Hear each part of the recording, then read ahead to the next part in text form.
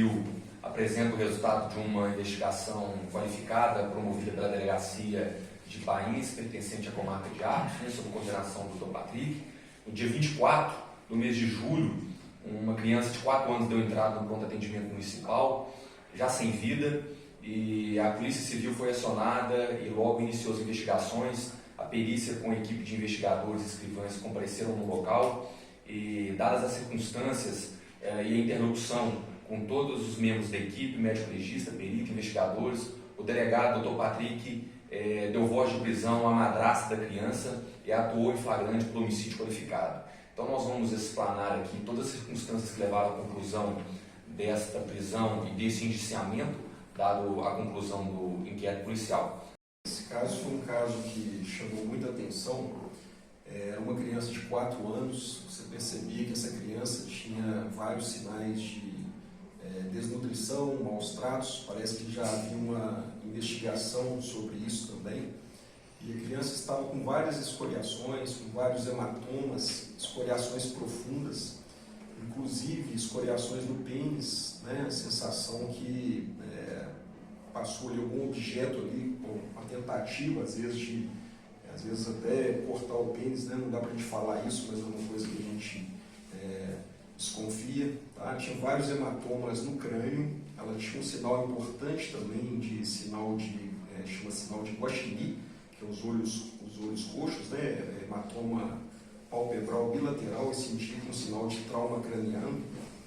A criança tinha algumas hemorragias na região do subcutâneo, né? Debaixo da pele, de couro cabeludo, em número mais ou menos de umas 9 ou 10 hematomas subcutâneos. Após a abertura do crânio também tinha alguns focos de hemorragia subaracnoide, que é um tipo de hemorragia intracraniana, que também fala a favor de trauma craniano. Tinha uma escoriação profunda atrás da orelha direita também, que você analisando é quase que impossível de uma criança fazer isso ela mesma, né? E muito importante também, a criança tinha, parece que a mãe chegou, né, levando no pronto-socorro, era mais aproximadamente 11h45, e a gente realizou a necrópsia, era aproximadamente umas 15h20.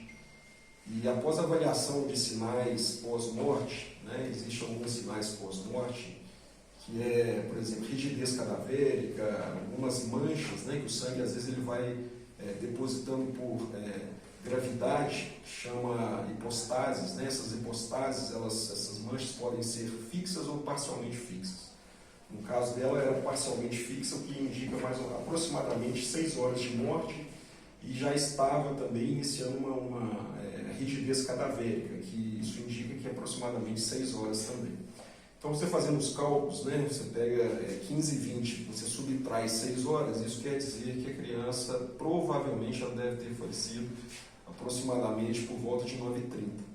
Então isso indica que a criança, a mãe, né, ela teve um tempo ali de 9h30 até 11h45 para ajeitar as coisas, como o perito falou, para organizar o ambiente.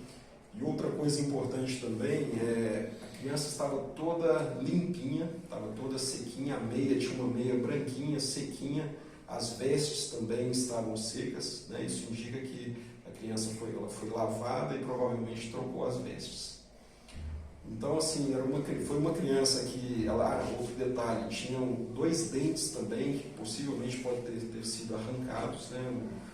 Pela minha avaliação, esses dentes podem ter sido arrancados. Isso é difícil de avaliar, mas provavelmente de 1 a 3 dias. Então, assim, uma criança muito maltratada, cheia de escoriações, sinais de escoriações cervicais, pode ter havido esganadura também, né? Então, assim, é muito provável que essa criança ela foi agredida e também tem muitos sinais aí de trauma craniano. O ponto principal que confirmou que havia uma situação que não era uma morte natural e que havia uma suspeita de ocultação, de maquiamento do local do crime foi o laudo do médico legista, que aponta a hora provável da morte por volta de 9h30, 9h20, 9h40. O acionamento da madrasta, que a gente consegue confirmar nas câmeras de socorro, é por volta de 11h40. Então temos uma divergência de aproximadamente 2 horas entre o momento do óbito e o momento de pedido de socorro. Ela foi confrontada sobre isso, ela não sabe explicar por que aconteceu isso, ela não se lembra do que aconteceu. Outro ponto, a gente, através de medidas cautelares, aí, conseguimos descobrir que ela fez várias ligações para o pai nesse horário provável da morte, 9h30, 9h40. Ela não lembra dessas ligações e o pai também não tem recordação de ter conseguido completar, mas ela tentou fazer várias ligações. Ponto também é esse local todo lavado. O doutor Marcelo citou, isso é um ponto muito interessante. As lesões na criança, a gente teve acesso às imagens, claro, elas necessitavam de ter mais vestígios.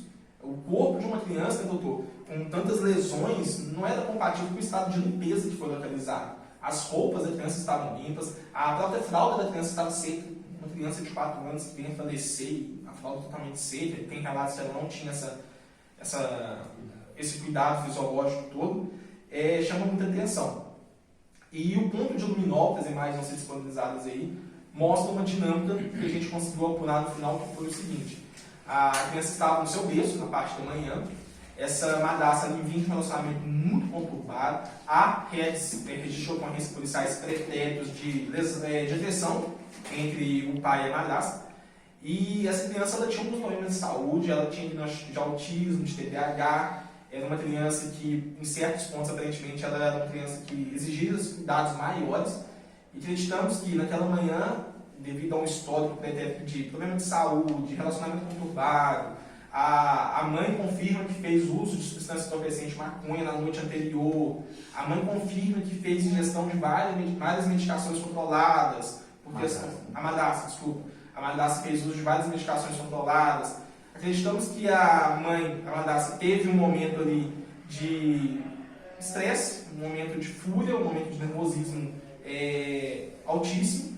A criança estava no berço, isso é tudo compatível com as lesões, as manchas de sangue localizadas, e essa madrasta sacudiu essa criança, provavelmente, o médico Peixes falou, possível denadura, compatível com os vestígios de sangue ao redor do berço e na parede atrás do berço. Então essa criança foi sacudida de forma muito forte, é uma criança frágil, 4 anos de idade, não tem informação, e através dessas pequenas pancadas, essa criança foi levada ao óbito.